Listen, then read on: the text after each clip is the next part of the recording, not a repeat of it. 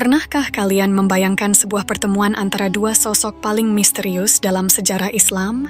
Sebuah kisah yang melibatkan Dajjal, pembawa fitnah terbesar di akhir zaman, dan Nabi Khidir alaihi salam, seorang nabi yang diyakini masih hidup hingga kini. Dua tokoh ini disebut akan bertemu di saat dunia berada di ambang kehancuran, tepat menjelang hari kiamat besar. Dajjal adalah sosok yang membawa ujian berat bagi manusia, sementara Nabi Khidir alaihi salam dikenal sebagai nabi penuh hikmah yang usianya diyakini telah melampaui ribuan tahun, bahkan lebih dari 6.000 tahun menurut beberapa pendapat. Namun, apa yang terjadi ketika keduanya bertemu? Kisah ini menyebutkan bahwa dalam pertemuan mereka di akhir zaman, Dajjal akan melakukan tindakan mengerikan, yaitu memenggal kepala Nabi Khidir. Mengapa hal ini terjadi? Dan bagaimanakah kisahnya?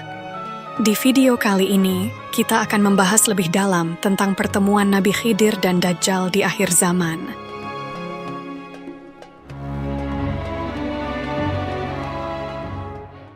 Sepanjang perjalanan sejarah manusia, dari zaman Nabi Adam alaihi salam hingga akhir kehidupan dunia, tidak ada makhluk yang mampu menandingi Dajjal dalam menipu dan menyebarkan fitnah. Rasulullah Shallallahu Alaihi Wasallam bahkan pernah bersabda, "Tidak ada fitnah yang lebih besar sejak Allah menciptakan Adam hingga datangnya hari kiamat selain fitnah Dajjal." Kemunculan Dajjal adalah salah satu tanda besar kiamat. Saat ia muncul, itu berarti dunia sudah berada di ambang kiamat kubra, akhir dari segalanya. Namun, tahukah kalian, saat ini Dajjal diyakini sedang dipenjara di sebuah pulau, menunggu waktunya untuk keluar. Dan apa yang sebenarnya Dajjal tunggu? Dajjal menunggu saat di mana bumi mengalami masa-masa paling kelam dalam sejarahnya, seperti musim kemarau panjang yang berlangsung selama 3 tahun berturut-turut. Tapi ini bukan sekadar kemarau biasa seperti yang kita alami sekarang. Di masa itu, hampir tidak ada hujan yang turun. Tanah akan menjadi kering kerontang, retak dan tak bisa lagi ditanami. Tanaman akan gagal panen, hewan ternak banyak yang mati karena kehausan dan kelaparan. Air, yang merupakan sumber kehidupan, akan benar-benar hilang dari muka bumi. Suhu menjadi sangat panas, menyengat hingga membuat kehidupan manusia berada di ujung kehancuran. Pada tahun pertama kemarau panjang yang dahsyat, Allah Subhanahu wa Ta'ala memerintahkan langit untuk menahan sepertiga dari curah hujannya. Begitu juga bumi, ditahan sepertiga dari hasil tanamannya. Namun, situasi menjadi lebih buruk di tahun kedua. Kali ini, 2/3 hujan tidak turun, dan 2/3 tanaman gagal berbuah. Puncaknya terjadi di tahun ketiga. Pada masa ini, langit sama sekali tidak menurunkan hujan, bahkan setetes pun. Tidak ada satupun tanaman yang mampu tumbuh atau berbuah di seluruh dunia.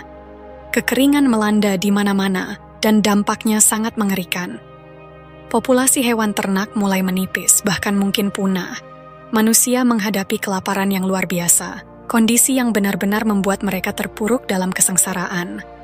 Di tengah masa sulit itu, sesuatu yang mengerikan terjadi. Rantai besar setinggi 46 meter, yang selama ini mengikat Dajjal, akhirnya terlepas. Dajjal pun keluar ke dunia, tepatnya dari sebuah tempat bernama Isfahan. Dalam peta sekarang, Isfahan terletak di wilayah Iran. Ketika Dajjal pertama kali muncul, ia tidak langsung menunjukkan keburukannya. Justru sebaliknya, ia akan mengaku sebagai seorang yang saleh dan membawa kebaikan.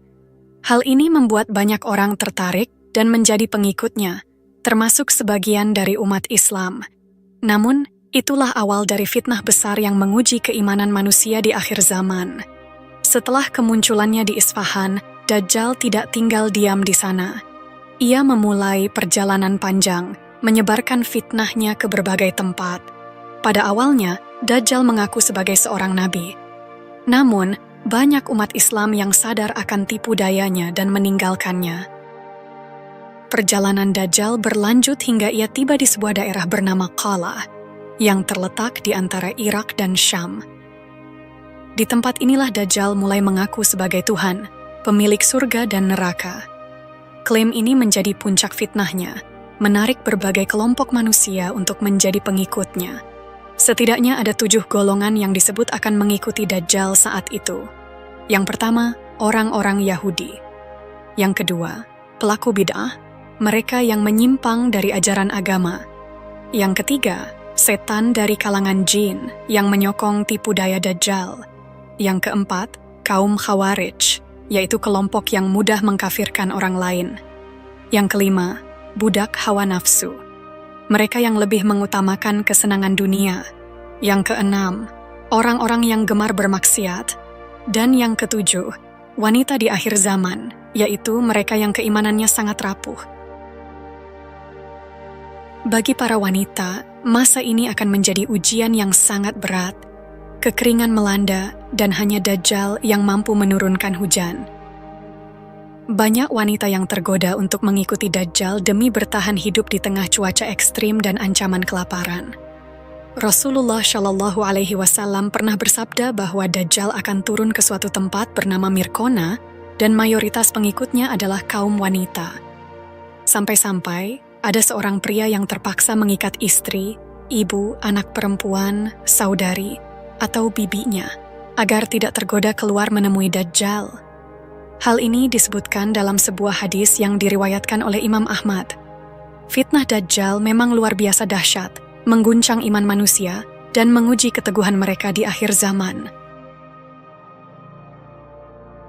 Pada masa itu, Dajjal akan sibuk melakukan perjalanan ke berbagai tempat, menyebarkan fitnahnya dan mencari pengikut. Dikatakan bahwa hampir tidak ada satupun sudut bumi yang tidak dikunjungi oleh Dajjal. Ia akan menelusuri pelosok-pelosok negeri, membawa kebohongan dan menggoda manusia untuk mengikutinya. Namun, ada 2 kota yang dilindungi oleh Allah Subhanahu wa Ta'ala, yaitu Mekah dan Madinah. Dajjal dan para pengikutnya tidak akan pernah bisa memasuki kedua kota suci ini, meskipun mereka mencoba. Mekah dan Madinah menjadi benteng keimanan di tengah fitnah besar tersebut. Luar biasanya Dajjal mampu mengelilingi seluruh bumi hanya dalam waktu 40 hari. Kecepatan dan kemampuannya ini menjadi bagian dari ujian besar bagi umat manusia. Fitnah Dajjal pun mencapai puncaknya, hingga pada saat yang telah ditentukan, muncullah Nabi Khidir alaihissalam. Nabi Khidir datang untuk membongkar semua tipu daya dan kebohongan Dajjal. Beliau memberikan kesaksian di hadapan umat manusia, menjelaskan siapa Dajjal sebenarnya dan mengungkap kebenaran tentang fitnah besar yang dibawanya. Nabi Khidir memperingatkan umat manusia agar tidak terjerat dalam tipu daya Dajjal. Namun, setelah Nabi Khidir memberikan kesaksiannya, Dajjal bertindak dengan penuh kebencian. Ia memenggal kepala Nabi Khidir, menandai puncak dari kekejamannya di akhir zaman. Peristiwa ini menjadi salah satu tanda besar dari kehancuran dunia yang semakin dekat. Setelah melakukan tindakan keji itu, Dajjal tidak berhenti di sana. Ia menggunakan momen tersebut untuk memamerkan kekuatannya kepada umat manusia, berusaha melemahkan keyakinan mereka terhadap persaksian Nabi Khidir sebelumnya. Dengan kemampuan sihirnya yang luar biasa, Dajjal bahkan melakukan sesuatu yang mengejutkan. Ia menghidupkan kembali Nabi Khidir yang telah dipenggal dan tubuhnya tercincang. Dengan penuh kesombongan, Dajjal berkata kepada kerumunan, "Bukankah kalian telah melihat kekuasaanku sebagai Tuhan?" Mendengar pernyataan itu, banyak orang yang semakin yakin bahwa Dajjal adalah Tuhan yang mereka cari. Fitnahnya membuat pengikutnya menjadi lebih percaya diri dan teguh dalam keyakinan sesat mereka. Namun Nabi Khidir dengan tegas menentang klaim Dajjal. Beliau berdiri lagi di hadapan umat manusia dan berkata, "Wahai manusia, ketahuilah, apa yang dia lakukan ini tidak akan pernah terjadi lagi pada siapapun selain aku." Ucapan ini membuat Dajjal semakin murka.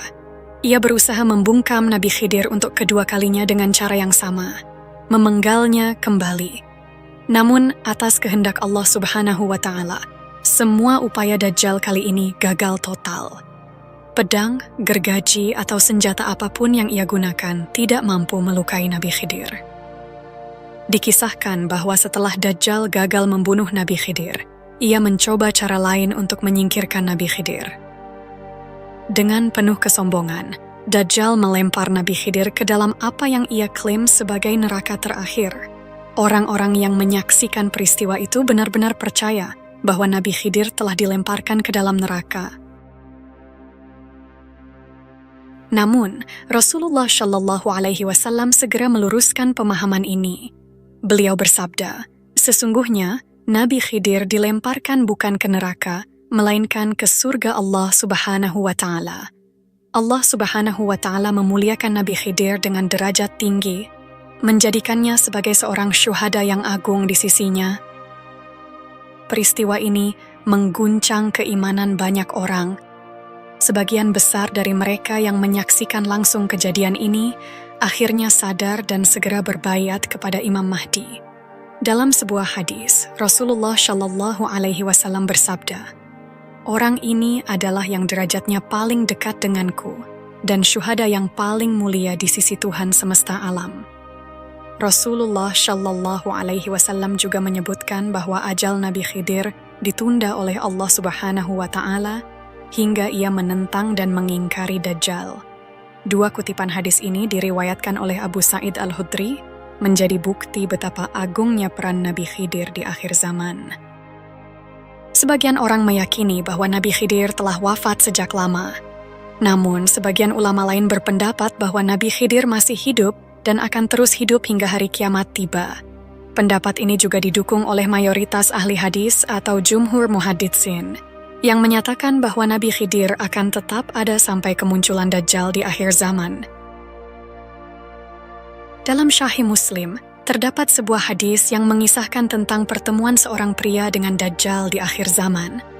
Saat itu, Dajjal tak mampu memasuki kota Madinah yang dilindungi oleh Allah Subhanahu wa Ta'ala. Kemudian, muncul seorang pria yang dikenal sebagai manusia terbaik pada masanya.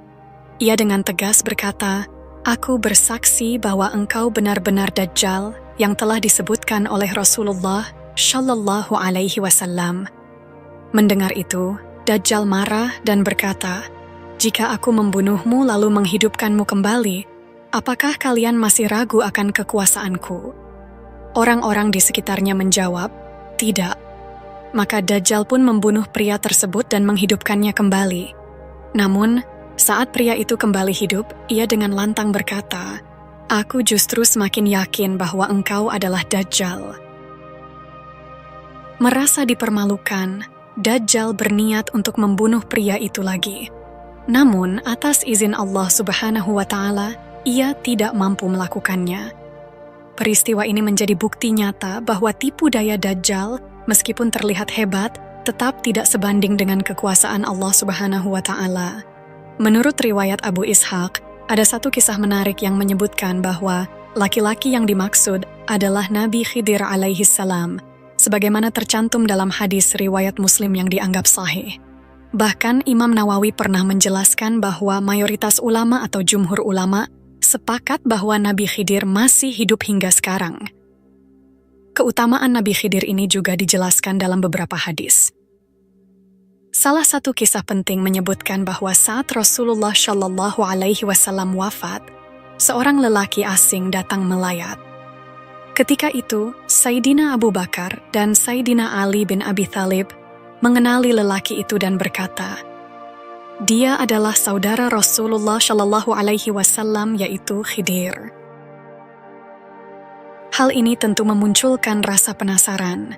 Jika Nabi Khidir masih hidup hingga hari ini, apakah beliau pernah menikah atau memiliki keturunan? Menurut penjelasan para ulama, tidak ada satupun riwayat yang menyebutkan bahwa Nabi Khidir pernah menikah atau memiliki anak. Namun, Imam Nawawi berpendapat bahwa Nabi Khidir alaihi salam hidup di laut dan sering beribadah di sana. Berdasarkan kisah dalam surah Al-Kahfi, dalam surah tersebut diceritakan pertemuan Nabi Musa alaihi salam dengan Khidir yang penuh hikmah dan pelajaran mendalam.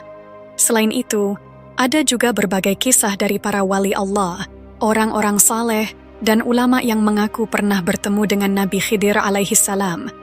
Tentu saja, sebagai umat Islam, kita tidak diwajibkan untuk mempercayai kisah-kisah ini sepenuhnya.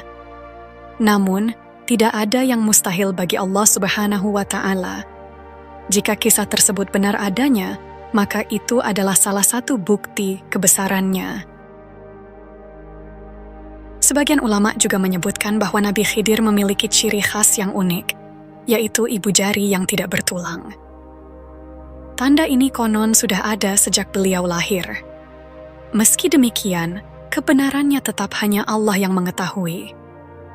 Wallahu a'lam bisyawab. Jadi, itulah sepenggal kisah tentang pertemuan Nabi Khidir alaihissalam dengan Dajjal yang konon terjadi di akhir zaman. Sebuah peristiwa yang penuh misteri dan hikmah, mengingatkan kita akan kebesaran Allah Subhanahu wa Ta'ala dan pentingnya terus memperkuat iman dalam menghadapi segala ujian, termasuk fitnah terbesar menjelang hari kiamat. Semoga kisah ini memberikan manfaat dan menambah wawasan kita. Jika ada kekurangan atau kesalahan, mohon dimaafkan. Kebenaran berasal dari Allah Subhanahu wa Ta'ala, sementara kekhilafan dan kesalahan adalah dari diri saya sendiri sebagai manusia biasa. Sampai jumpa di kisah-kisah seru dan penuh makna berikutnya. Wassalamualaikum warahmatullahi wabarakatuh.